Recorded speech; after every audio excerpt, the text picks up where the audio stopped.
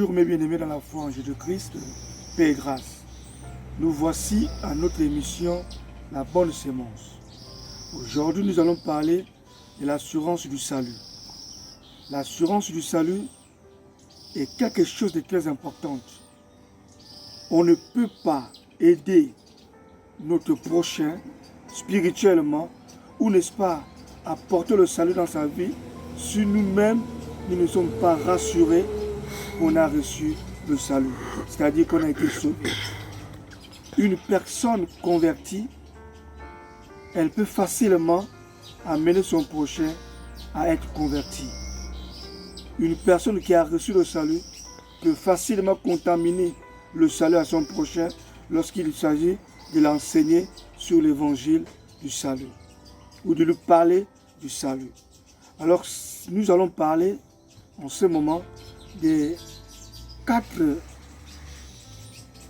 fruits du salut.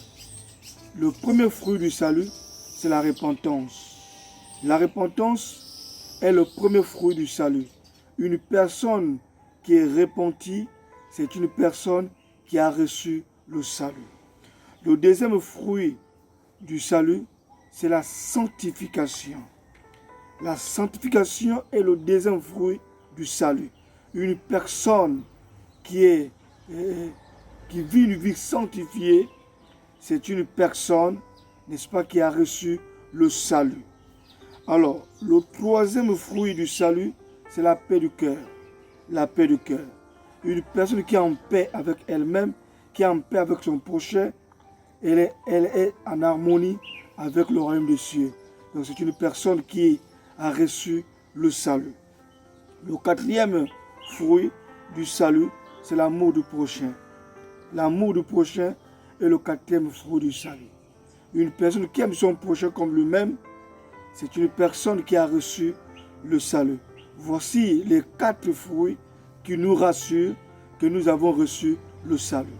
Nous allons clôturer dans le livre de Luc, chapitre 19, du verset 1 au verset 10, où on nous parle de l'histoire de Zachée, auquel je vous conseille d'aller méditer ces chapitres attentivement. Mais le plus important, c'est l'acte que Zachée avait posé ces jours-là.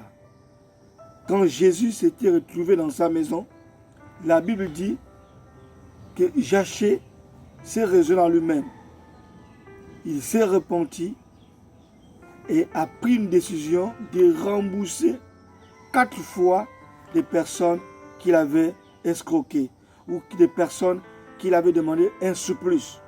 Vous allez comprendre que Zachée avait été un homme de mauvaise réputation.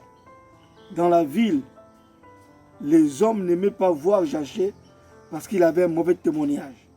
C'était un homme de la honte. Son témoignage avait fait en sorte que les hommes de la ville lui haïssent. Mais son cœur était touché. Son cœur avait un ardent désir d'être sauvé ou d'avoir le salut. C'est ce qui fait en sorte qu'il va monter sur un sycomore pour attirer l'attention de Jésus. Une personne qui a le désir ardent d'être sauvé ou d'avoir le salut, cette personne, n'est-ce pas, cherche Jésus comme Nicodème. Je vous conseille, mes bien-aimés, si vous voulez avoir le salut, cherchez Jésus. Allez à l'église, écoutez la parole de Dieu, mettez en pratique la parole de Dieu, car c'est par elle que nous avons le salut.